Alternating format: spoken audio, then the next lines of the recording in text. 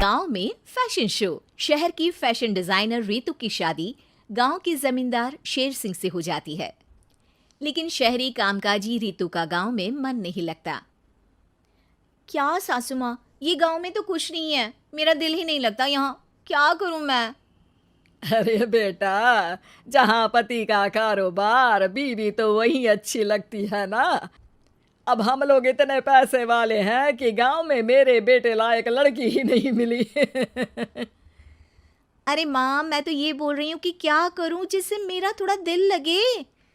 अरे बेटा, मैं भी शहर की थी, यहाँ आकर मैंने गांव में स्कूल खोल लिया। बच्चों को पढ़ाती थी तो मन लग जाता था। तू भी कुछ देख ले जिससे गांव की बहू बेटियों का भला हो जाए और तेरे जमींदार ससुर जी का नाम भी हो जाए। रितु क्या करती? फैशन डिजाइनिंग वाले कपड़ों को गांव की औरतों पर कैसे ट्राई करती। लेकिन एक दिन, अरे क्या बात है डार्लिंग, बड़ी जल्दी उठ गई। और ये हाथ में फेविकॉल और कागज, कहाँ जा रही हो? मैंने सोच लिया है कि मैं अपना फैशन बुटीक खोलूंगी।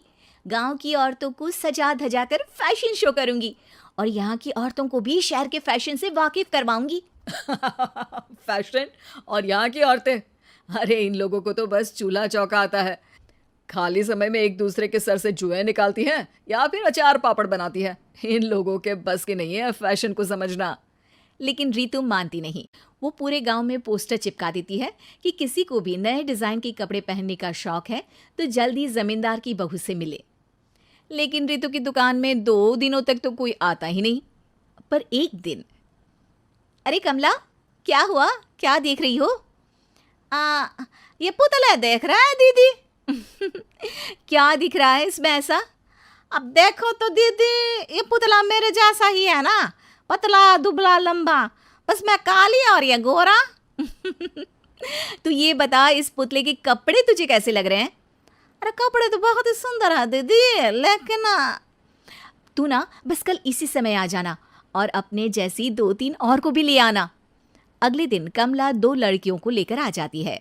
रितु उन लोगों को अपने हाथ के सिले कपड़े पहनाती है और घर भेज देती है। उन लोगों को गांव की दूसरी औरतें भी देखती हैं। और फिर क्या, अगले दिन रितु जब दुकान खोलती है तो सामने बहुत सी औरतें उसके बनाए डिजाइनर कपड़े पहनने को तैयार खड़ी होती हैं। तुम लोगों को कपड़े के साथ ही हल्के मेकअप और स्किन केयर की भी क्लास देनी पड़ेगी। रितु गांव की औरतों को फैशन का ज्ञान देने में लग जाती है। एक दिन रितु का पति कहता है, अरे रितु, तुम्हारी फोटो पेपर में आई है। क्यों भाई, ऐसा क्या कर दिया मैंने? क्या लिखा है? अरे लिखा है गांव में होगा अब फैशन वीक। अरे हाँ, कल ना कोई फोन आया था मीडिया वालों का, तो मैंने भी बोल दिया कि फैशन शो तो अब गांव में होगा। लग रहा है उसी की खबर बना दी है। तभी रितु को एक फोन आता है। हेलो, कौन बोल रहा है? जी मैं काम्या बात कर रही हूँ लुक में फैशन वीक से। हम लोगों ने आपका काम देखा। हम शहर वर्सेस गांव का फैशन थीम में एक फैशन शो आपके गांव में करना चाहते हैं। अरे वाह, ये तो बहुत ही अच्छी बात है। मैं अपनी मॉडल्स के साथ शो में हिस्सा जरूर लूंगी। बस अब क्या था, वो दिन भी आ जाता है जब रितु की गांव की गोरी शहर की छोरी के साथ स्टेज शो में हिस्सा लेती हैं। शो के बाद, अरे आपकी वो जो कलेक्शन है ना, मैं उसकी पूरी सीरीज खरीदना चाहती हूँ। सच में आपने वो कपड़े डिजाइन करे जो आज के लोग आसानी से घर और बाजार में पहन सकते हैं। और बजट में भी है। हम भारतीयों के लिए तो ये डिजाइन बेस्ट है जी। वैसे आपने क्या सोचकर ये कपड़े बनाए और आप इसे कितना आगे और लेकर जाना चाहती हैं? औरतें और फैशन एक दूसरे के पर्यायवाची है, तो ये किसने कहा कि गांव की औरतों को डिजाइनर कपड़े पहनने का हक नहीं? मेरा मानना है कि शौक सभी औरतों में होता है। ज़रूरत है तो बस उसे जगाने की, उनके हिसाब और बजट के कपड़ों की, जो मैंने बनाए और सबको पसंद भी आए।